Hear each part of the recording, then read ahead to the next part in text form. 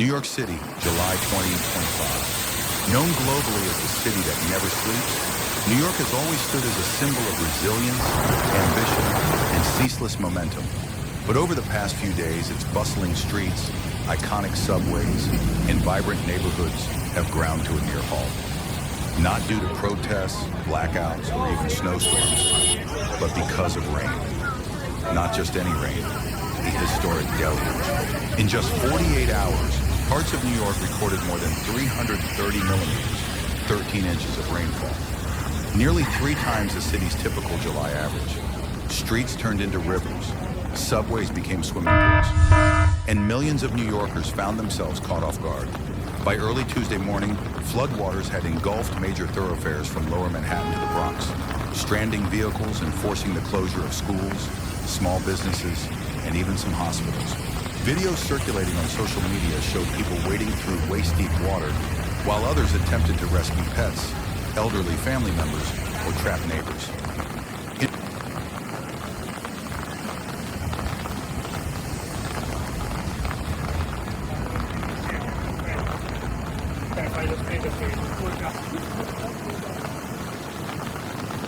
Please subscribe to my channel to get the latest updates on natural disasters around the world as quickly as possible.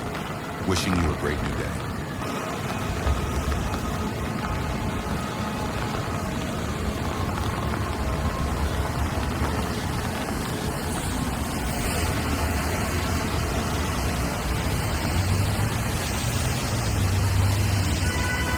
In Brooklyn, a woman named Carla Simmons stood helplessly outside her laundromat.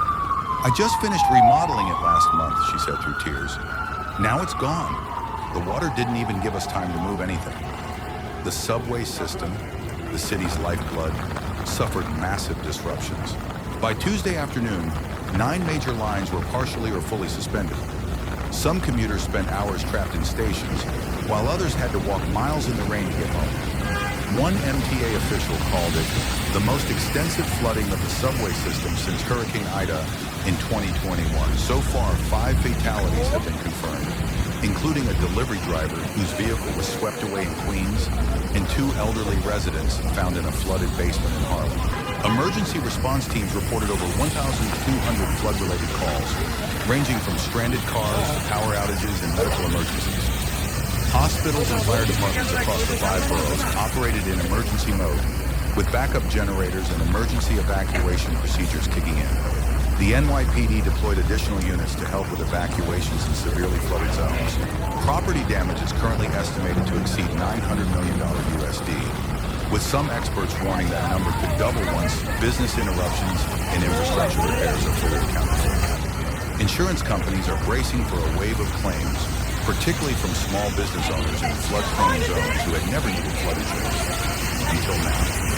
On Tuesday evening, Governor Kathy Hochul declared a state of emergency for New York City, Westchester, and Long Island. She ordered the activation of the National Guard to assist with flood rescue efforts, food and water distribution, and damage assessments. "This is not just a storm, this is a wake-up call," Hochul stated. "Climate change is real, and it's no longer a future threat. It's here now, and it's hitting our city in ways we're not fully prepared for." City Hall activated its Emergency Operations Center with coordination between the FDNY, NYPD, Department of Sanitation, and Housing Preservation and Development.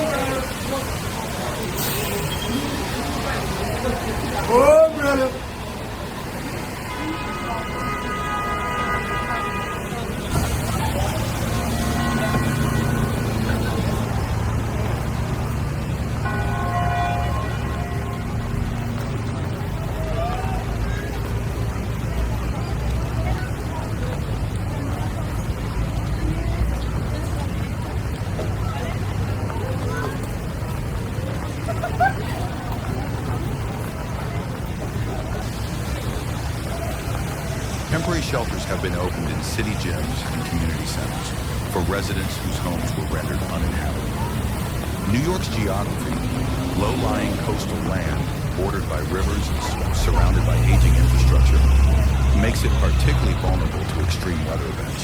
While major projects like the East Side Coastal Resiliency Initiative have been underway since Hurricane Sandy, progress has been slow and vast parts of the city remain unprotected.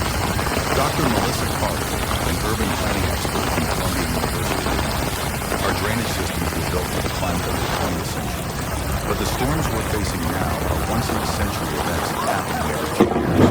We're outmatched technologically and politically.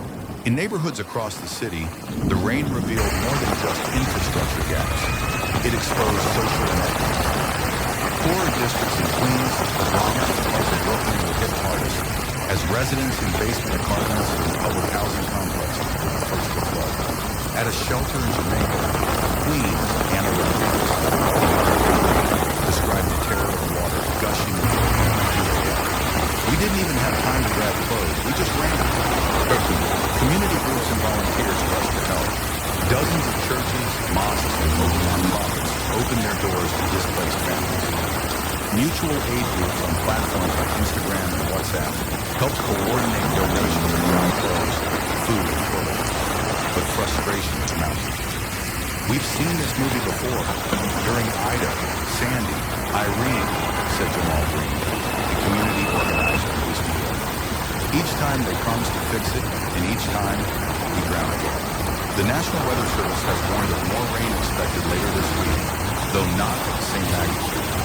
Still, flash flood warnings remain in place, and residents are urged to avoid unnecessary travel, stock up on essentials, and check in on elderly neighbors. Long-term solutions will be harder to come by. There are renewed calls for the city to expand green infrastructure, like rain gardens and permeable pavements, modernize storm drains, restrict development in flood-prone zones, accelerate the rollout of flood barriers and pump stations. In city council chambers, the debate has already begun. But on the street, most New Yorkers just want answers and action.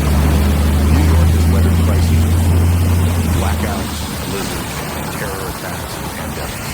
But the increasing frequency of climate disasters presents a new kind of test, one that can't be solved by grit alone.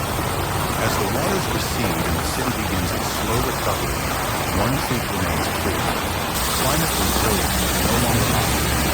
It is survival. And New York, proud and defiant as ever, must now ask itself, will we adapt in time?